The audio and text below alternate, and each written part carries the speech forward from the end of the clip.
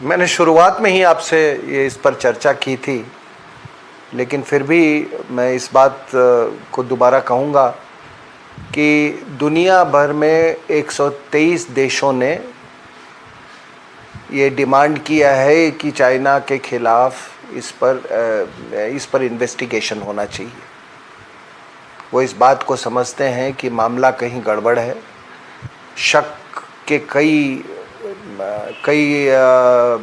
पहलू ऐसे आए हैं और हर दिन वो और पहलू जुड़ते जा रहे हैं।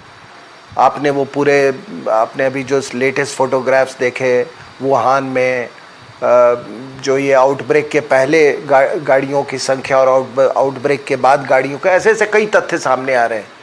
लेकिन आपने सही कहा कि 123 देश नहीं मान रहे हैं, 123 देश इस पर इन्वेस्टिगेशन चाहते हैं। नेपाल चाइना का समर्थन कर रहा है। आप पूछेंगे क्यों? तो हो सकता है कि साइंटिफिकली और टेक्नोलॉजी नेपाल अपने आप को बहुत ज़्यादा विकसित मानता हो। तो अगर इतना विकसित है तो फिर हमारी भी मदद कर दे,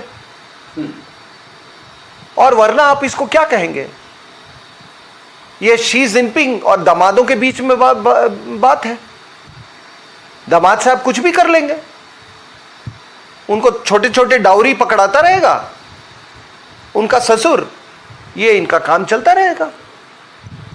और साहब अगर इस तरह का अगर इनका रवैया है तो मुझे तो लगता है कि ये सार्क में ये हमारे किस काम के हैं? ये सार्क के किस काम के हैं ये लोग? आप नीतियों की बात करते हैं तो हमको सार्क पे पुनः विचार करना पड़ेगा इस कोरोना के बाद से। हर चीज में कई हमारे वो बे ऑफ बंगाल को लेके कई हमारे वो ऑर्गेनाइजेशंस हैं, बिम्स्टेक है और कई ऑर्गेनाइजेशंस हैं, उसमें हमको इस पर दोबारा विचार करना पड़ेगा अगर ये रवैया है तो। और यही नेपाल अभी इसी सरकार ने, ये कम्युनिस्ट सरकार ने अभी कि सार्क में चाइना को मेंबर दे दो। ससुर साहब आना चाहते हैं सार्क के मीट में। तो ये इनके दामाद और वो पाकिस्तान इनका नौकर, वो शी जिनपिंग का नौकर और ये दामाद, ये दोनों मिलके ये तो हवा उठा ही रहे हैं कि सार्क में मेंबर उठा, इसको बना लो चाइना को। तो ये मनसा समझिए इस बात का। और इस बार मैं कहूंगा कि कोई दोनों भाई हैं, लेकिन दोनों भाई के बीच में एक मर्यादा, भाई कोई रिश्ता तो मर्यादा पे चलता है ना। अगर कोई मर्यादा तोड़ेगा तो फिर अपनी नीतियां बदलनी होगी हमको। सिंह साहब, आप क्या समझते हैं कि जो ये इंडो पैसिफिक स्ट्रेटेजिक अलायंस बन रहा है उसमें नेपाल, चाइना, नॉर्थ कोरिया और पाकिस्तान एक ही अलायंस का हिस्सा है, और हमारे नेपाल को लेकर अब क्या नीति होनी चाहिए? देखिए, ये बहुत अच्छा सवाल है और बहुत इंटरेस्टिंग इसलिए है कि मैं नॉर्थ कोरिया की समझ सकता हूँ। नॉर्थ कोरिया ईस्ट चाइना सी के ऊपर में है, तो उसका एक रोग स्टेट, चाइना का एक रोग स्टेट होने वाली बात समझ में आती है। पाकिस्तान चूंकि अरेबियन सी में है और वो एक्सेस चाहता है, इसीलिए चाइना पाकिस्तान इकोनॉमिक कॉरिडोर की जो अभी वो जो काम चल रहा है वो भी बात समझ में आती है। लेकिन मुझे नेपाल की बात नहीं समझ में आती है। और इस पूरे दौरान इसके जो ये स्टैंड ऑफ अभी हुआ है इंडिया और उसमें चाइना में, तो नेपाल का ये रवैया तो ये तो बिल्कुल सैटेलाइट की तरह ये कर रहा है। लेकिन इसका पता नहीं या ओली को दिमाग नहीं है या उसके जो सलाहकार दिमाग नहीं है। नक्शा अपने आप में बहुत कुछ बोल देता है। अब आप ये नक्शा देखें तो मैंने कहा कि नॉर्थ कोरिया आपको मालूम है इस नक्शे से बाहर चला जाएगा, उस तरफ है, इसमें नॉर्थ कोरिया है, उसका समझ में आता है, नेपाल का, ये पाकिस्तान का समझ में आता है। लेकिन ये लोग जो नेपाल में बैठे हुए हैं और कुछ पाकिस्तान के भी सपोर्टर्स, मुझे याद है, आपको याद होगा वो ऋतिक रोशन राइट्स, वो वहां ISI ने करवाई थी। वहां है कुछ लोग, पूरा काउंटरफिट करेंसी का जो धंधा जो चलता था वो पाकिस्तान का, वो नेपाल के थ्रू ही चलता था। जिन दिनों मैं वो किताब लिख रहा था, ये द मेकिंग ऑफ नेपाल, उस समय मैं आपको बताता हूं, एक पैसेंजर एयरक्राफ्ट आता था, हफ्ते में 3-4 दिन आता था इस्लामाबाद से काठमांडू। उसकी सीटिंग कैपेसिटी 100 से ऊपर थी और उसमें पैसेंजर होते थे 8-10,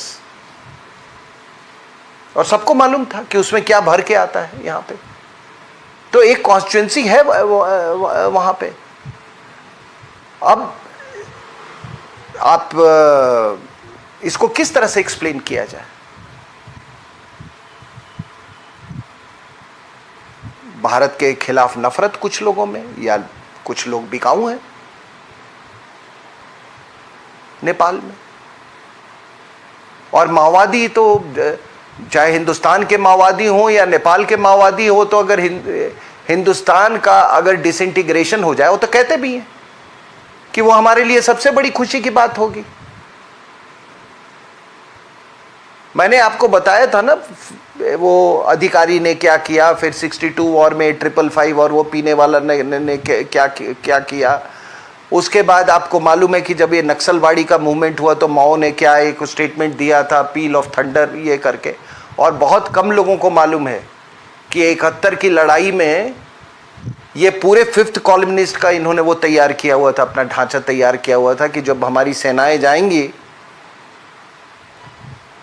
उधर, उस समय ईस्ट पाकिस्तान और बांग्लादेश के फ्रंटियर पे, उसको किस तरह से सबोटाज करना है। उसके पहले मिसेस गांधी ने वो एक ऑपरेशन चलाई थी, स्टीपल चेज, और कई लोगों को उस समय उठा के उनको जन्नत तक भेजा गया था, क्योंकि वो यही डर था कि वो 5th कॉलमनिस्ट का काम नहीं, और वो आज भी वो 5th कॉलमनिस्ट का काम कर रहे हैं। तो जो एशिया पैसिफिक की बात कर रहे हैं, तो ये देखिए, मैं नेपाल के लोगों से और जो नक्शा देखते हैं उनसे मैं गुजारिश करूंगा, थोड़ा ज़मीनी हकीकत देख लें आप। हम तो क्वाड्स का इसलिए हिस्सा बने हैं क्योंकि ये एरिया हमारे लिए महफूज रहना बहुत ज़रूरी है। हमारा 30% ट्रेड जो है इधर से जाता है, मलक्का स्ट्रेट से ऐसे होके वो साउथ चाइना सी की तरफ जाता है, आप समझ रहे हैं। उस ट्रेड को प्रोटेक्ट करना हमारा काम है। और जब हम अपना ट्रेड रूट्स प्रोटेक्ट कर रहे हैं, सी लाइंस ऑफ कम्युनिकेशन हम प्रोटेक्ट कर रहे हैं, तो हम इनडायरेक्ट हम इनके भी हम ट्रेड रूट्स को प्रोटेक्ट, मतलब क्योंकि इंडियन ओशन उनका सारा माल तो यहाँ आता है ना, कलकत्ता और जगह से, और फिर ये नेपाल की तरफ जाता है। तो इस पर क्या असर पड़ेगा? इन लोगों को दिमाग नहीं है, काठमांडू में बैठे हुए लोगों को। अरे सरकारें तो बदल जाएंगी, आज कम्युनिस्ट है चला जाएगा। शी जिनपिंग वो प्रेसिडेंट फॉर लाइफ अपने आप को डिक्लेयर किया है ना, लेकिन वो ये तो गारंटी नहीं ले सकता ना कि वो हमेशा जिंदा रहेगा, हमेशा के लिए। कोई जिंदा तो रहा नहीं है, वो तो नहीं कर सके। लेकिन कम्युनिस्ट पार्टी खत्म होगी, शी जिनपिंग खत्म होगा, ये ज्योग्राफी जो है ना, ये जो ज्योग्राफिकल रियलिटी है, ये वाली geographical reality, Indian Ocean to Nepal, India and Nepal का जो सी रूट जो है वो नहीं बदलने वाला है। इस ज्योग्राफिकल रियलिटी को वो समझे, और इस ज्योग्राफिकल रियलिटी को मद्देनजर रखते हुए जो दोनों देशों में जो सिम्बायोटिक रिलेशनशिप है उसको भी ये नज़रअंदाज ना करें, उसको भी ये नज़रअंदाज ना करें। तो ये मुझे तो इसीलिए हैरानी होती कि सब चीज़ को आपने कंसिडर नहीं किया और आप सीधे यहाँ पर एक हमारा एक ट्रेड रूट है जो कि 2015 में भी जो साइन हुआ है चाइना के साथ वो उसमें भी आता है ये लिपू लेक का। तो अगर पार्लियामेंट में अगर बात उठानी हो तो बहुत सारी बातें हम भी उठा सकते हैं, बहुत सारा चीज़ हम भी निर्णय ले सकते हैं, लेकिन एक शोभा नहीं देती है ये, इतना ही कहूँगा।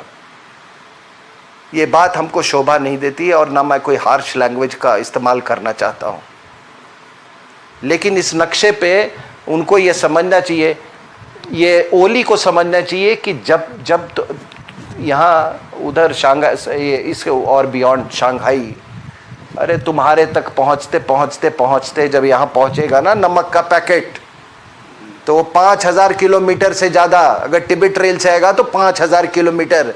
तो ओली साहब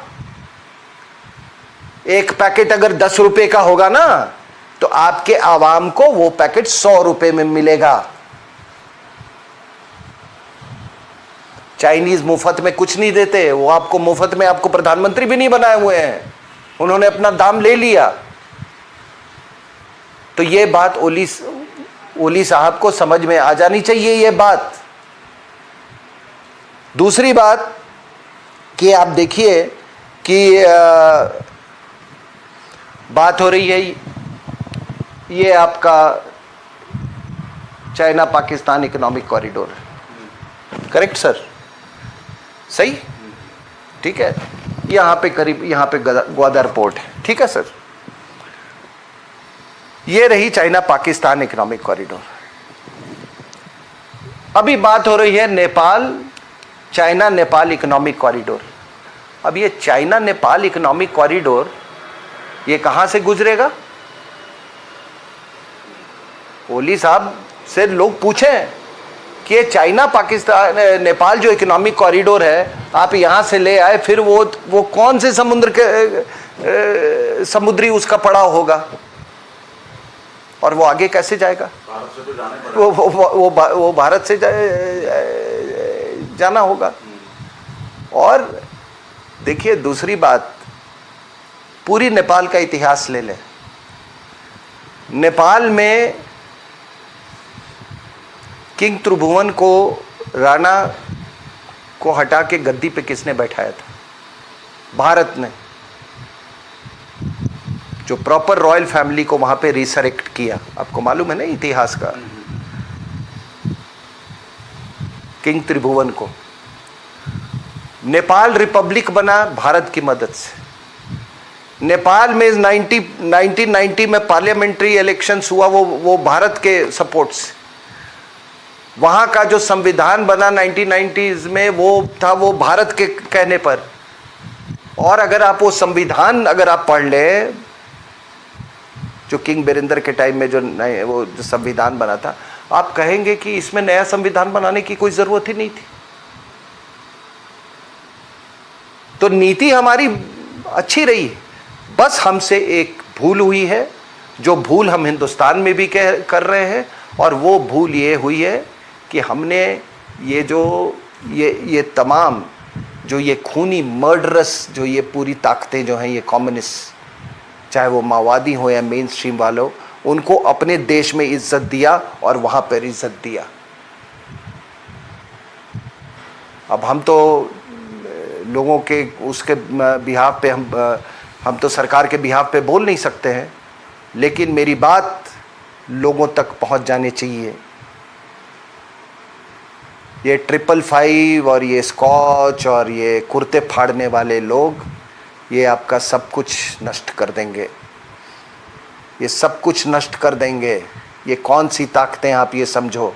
मैंने इसीलिए आज नक्शे का सहारा लिया ताकि मैं यहाँ की आवाम और नेपाल की आवाम को ये बता देता हूँ कि माओ, स्टालिन ऐसे खूनी गुंडे बदमाश पैदा होते हैं, मरते हैं, लेकिन ये भौगोलिक स्थिति नहीं बदलती है, क्योंकि ये सृष्टि के द्वारा रची गई है।